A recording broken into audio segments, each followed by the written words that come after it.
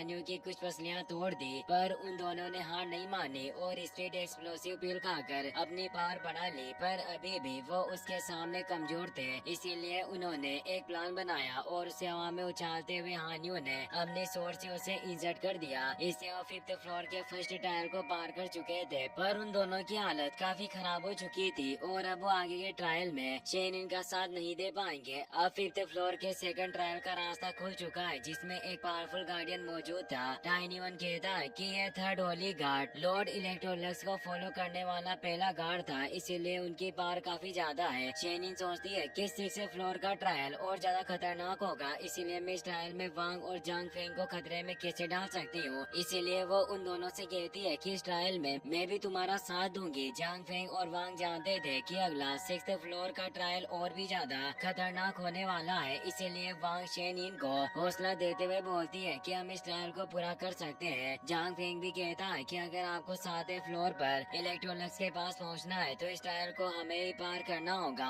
क्योंकि आपकी शक्ति 6th फ्लोर पर काम आएगी। शेनिन अभी भी उन्हें रोकने की कोशिश करती है तो वांग कहती है कि लिन और बाकी सभी टीम मेंबर ने लीडर को बचाने के लिए अपना सर्वश्रेष्ठ प्रदर्शन किया, इसीलिए अब बारी हमारी है। अब वो दोनों 5th फ्लोर के उस सेकंड ट्रायल में चले जाते हैं। वो जगह एक बगीचे की तरह थी, हर तरफ पेड़ लगे हुए थे और तेज हवाएं चल रही थी, इसीलिए वो दोनों ठीक से ज्यादा कुछ देख नहीं पा रहे होते। जांग फेंग कहता है कि ये काफी पावरफुल विंड एलिमेंट की पावर है, इसीलिए यहाँ जो तीसरा होली गार्ड मौजूद होगा उसकी पावर 9 लेवल से भी ज्यादा होगी। थर्ड गार्डियन जो एक लेडी होती है वो बोलती है कि संतहीन सपने में काफी सालों से कोई नहीं आया और अब आखिरकार तुम दोनों मुझे चैलेंज करने आए हो, पर तुम्हारी पावर सिर्फ 7वें लेवल पर है, इसीलिए मुझे ट्रायल काफी बोरिंग लग रहा है। तुम दोनों मेरे पावर के तले मर भी सकते हो, इसीलिए क्या तुम श्योर हो कि तुम मुझे चैलेंज करना चाहते हो? ये एक विंड मैजिशियन होती है। वांग कहती है कि भले हम दोनों 7वें लेवल पर हो, पर हमें पूरा भरोसा है कि आज हम कुछ भी करके इस ट्रायल को पास जरूर करेंगे। जांग फिंग भी बोलता है कि सीनियर थर्ड होली गार्ड कृपया आप अपना ही ट्रायल शुरू करें। विंड मैजिशियन बोलती है कि तुम लोग मुझे सीनियर मत कहो, क्योंकि सभी मुझे ओल्ड कहकर बुलाते हैं, मेरी आयु तुमसे काफी अधिक है।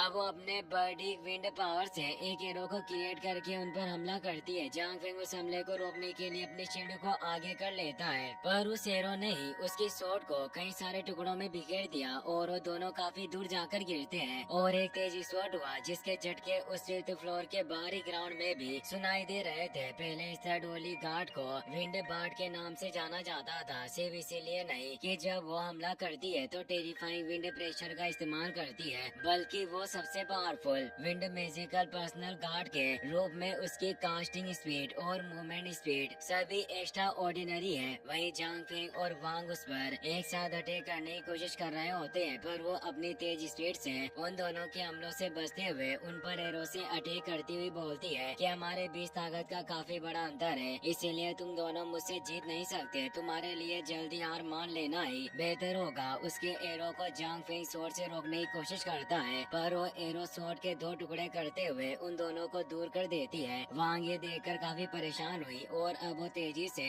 ऊपर जाकर विंड मैजिशियन से लड़ने लग जाती है। वांग अपनी ब्लडी सॉक डांस मूव का इस्तेमाल करता है, पर इसका भी कोई फायदा नहीं होता और वो वांग पर अपने एरो से एक तेज अटैक करती है, जिससे वांग नीचे जाकर टकराती है और उसके मुंह से काफी ज्यादा खून बहने लगता है। विंड मैजिशियन कहती है कि ऐसा लग रहा है कि अब इस ट्रायल को खत्म करने का वक्त आ चुका है और अपने मल्टीपल एरो मुंह से उस पर अटैक करती है। वांग खुद को प्रोटेक्ट नहीं कर सकती थी, इसीलिए जांग फेंग तेजी से उसे बचाने जाता है और वो वांग की गिफ्ट की हुई सोर्ड का इस्तेमाल करता है। वांग उस सोर्ड को पहचान जाती है। उसे याद आता है कि वांग ने उसे तोहफे के तौर पर ये ब्लेड दी थी, क्योंकि उसने उसकी जान बचाई थी। विंड गार्डियन उन दोनों का प्यार देखकर बोलती है कि शायद तुम दोनों इतनी जल्दी हार नहीं मानोगे, इसीलिए मुझे अपने मैजिक के हाईएस्ट लेवल का इस्तेमाल करना होगा। मैं इतनी देर से तुम्हारे साथ शिष्टाचार के साथ व्यवहार कर रही थी, पर अब वक्त आ गया है कि मैं इस लड़ाई को खत्म करूं। और वो अपने विंड फील्ड को एक्टिवेट करने लगती है, जिससे कई सारे विंड स्लैश क्रिएट हो जाते हैं।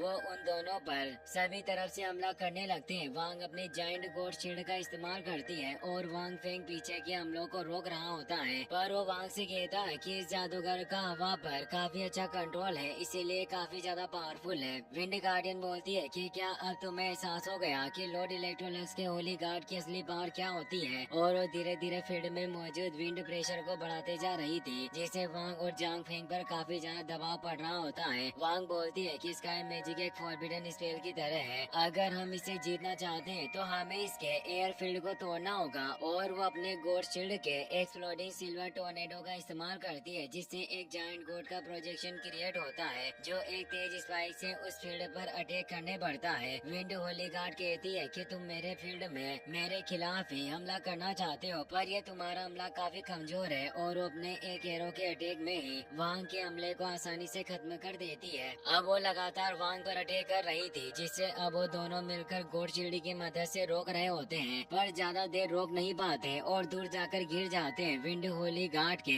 अटैक अभी भी खत्म नहीं होते, पर जांग फेंग वांग को बचाने की पूरी कोशिश कर रहा होता है। आखिर वो उससे प्यार जो करता है। वांग को काफी गुस्सा आ रहा था कि इसने मुझे बुरी तरीके से घायल कर दिया, पर इसे बिल्कुल भी चोट नहीं आई। यहाँ तक कि लिन ने भी अपने ट्रायल को पूरा किया। यांग वेन जाओ और चेनिंग ने भी अपने ट्रायल को पूरा किया। जियांग और आन्यू ने भी अपनी मौत की परवाह किए बिना ट्रायल पूरा किया, इसीलिए मुझे भी इस ट्रायल को पूरा करना होगा। जांग फेंग विंड गार्डियन से लड़ रहा होता है। विंड गार्डियन बोलती है कि इस तरह लड़ते हुए तुम कभी भी एक सुखद अंत प्राप्त नहीं कर सकते। जब तक तुम हार मानने को तैयार हो, मैं तुम्हें सुरक्षित रूप से इस ट्रायल से बाहर निकलने दे सकती हूँ। वांग गुस्से में कहती है कि मेरे पास जायंट गॉड का ब्लड मौजूद है, इसीलिए अब अपने ब्लड एसेंस को जलाकर गॉड डिसेंटेंट प्रोसेस को एक्टिवेट कर लेती है। विंड गार्डियन हैरान हुई कि वो एक जायंट गॉड के द्वारा चुनी हुई एक व्यक्ति है, पर तुम कभी भी अपनी इस मॉर्टल पावर का इस्तेमाल करके डिवाइन डिसेंट मैजिक का इस्तेमाल नहीं कर सकती। पर वांग नहीं रुकती, तो वो बोलती है कि क्या तुम जायंट गॉड की ट्रू पावर का इस्तेमाल करने के लिए अपनी लाइफ को बर्न करने से भी नहीं डरती। वांग को मौत की बिल्कुल परवाह नहीं थी। वो अपने सारे ब्लड एसेंस को जलाकर डिवाइन डिसेंट बॉडी को एक्टिवेट करने लगती है और कहती है कि जब तक मेरे पास मौका है, मैं लीडर को बचाने के लिए अपनी पूरी कोशिश करूंगी, जैसे लीडर भी हर बार हमें बचाने के लिए करते थे।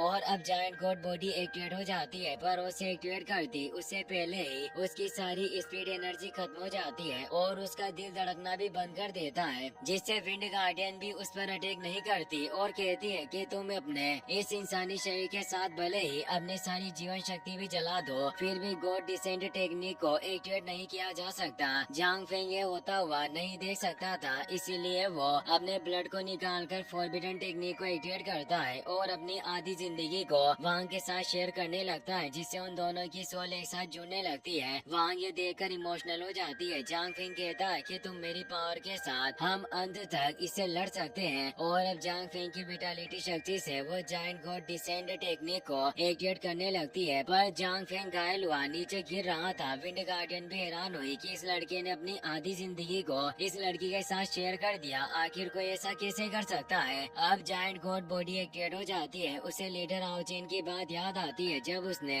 सोल कनेक्शन को तोड़ते हुए कहा था कि भले ही मैं ना रहूं, पर तुम सभी को अच्छे से जीना होगा। वांग बोलती है कि लीडर हम वापस आपको जिंदा जरूर करके रहेंगे और वो विंड गार्डियन को एक तेज पंच मारने लगती है। विंड गार्डियन अपने फिनिक्स से उसे रोकने की कोशिश करती है, पर इसका कोई फायदा नहीं होता और वो फिस्ट अटैक सीधा विंड गार्डियन को लगता है। वो कहती है कि एक नश्वर बॉडी के साथ डिवाइन डिसेंट की आर्ट का इस्तेमाल करना असंभव है, पर अब वो तेजी से नीचे गिरती है और अब वांग और जांग फेंग जीत चुके थे। वांग जांग फेंग को संभालती है। विंड गार्डियन खत्म होने से पहले कहती है कि तुम इंसान एक दूसरे की बहुत परवाह करते हो, जिससे तुमने इतने पावरफुल फोर्स को क्रिएट किया। तुम्हारे इस प्यार ने मेरे इस निर्जीव हार्ट में भी प्यार का एहसास करवाया। वाकई तुम मेरे दिलों पर राज करोगी। जांग फेंग वांग से कहता है कि हम आखिरकार जीत गए। वांग बोलती है कि अब लीडर को बचाया जा सकेगा और मैं तुम्हारी पूरी जिंदगी एहसानमंद रहूंगी। जांग फेंग कहता है कि तुम्हें इस कर्ज को चुकाने की कोई जरूरत नहीं, क्योंकि मैं तुमसे प्यार करता हूँ। वांग को भी याद आता है कि वॉरियर हॉल में जब वो एक दूसरे से अलग हो रहे थे, तब भी उसने यही बात कही थी। अब वहाँ 6th फ्लोर पर जाने का रास्ता ओपन हो जाता है। वांग भी काफी कमजोर हो चुकी थी, इसीलिए वो नीचे गिरने लगती है, पर शेनिन भी वहाँ आ चुकी थी, जो उसे पकड़ लेती है और उसे रिकवरी पिल खिलाती है। वांग कहती है कि डिप्टी लीडर आप हमें माफ करना,